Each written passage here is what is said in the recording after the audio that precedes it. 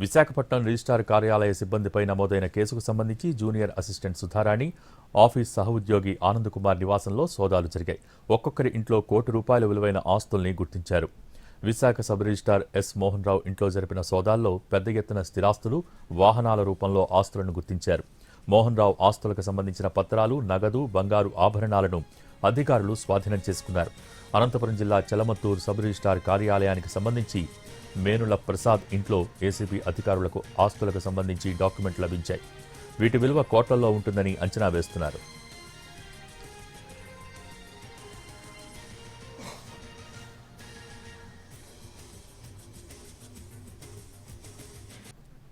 Visakhapatnam registrar కార్యాలయ సిబ్బందిపై నమోదైన కేసుకు సంబంధించి జూనియర్ అసిస్టెంట్ సుధారాణి, ఆఫీస్ సహోద్యోగి ఆనంద్ కుమార్ నివాసంలో సోదాలు జరిగాయి. ఒక్కొక్కరి ఇంట్లో ₹1 విలువైన ఆస్తుల్ని గుర్తించారు. Visakha sub registrar S Mohan Rao ఇంట్లో జరిపిన సోదాల్లో పెద్ద ఎత్తున స్థిరాస్తులు, వాహనాల రూపంలో ఆస్తులను గుర్తించారు. మోహన్ రావు ఆస్తులకు సంబంధించిన పత్రాలు, నగదు, బంగారు ఆభరణాలను అధికారులు స్వాధీనం చేసుకున్నారు. అనంతపురం జిల్లా చలమత్తూరు సబ్ రిజిస్ట్రార్ కార్యాలయానికి సంబంధించి మేనుల ప్రసాద్ ఇంట్లో ఏసీబీ అధికారులకు ఆస్తులకు సంబంధించి డాక్యుమెంట్లు లభించాయి. వీటి విలువ కోట్లలో ఉంటుందని అంచనా వేస్తున్నారు.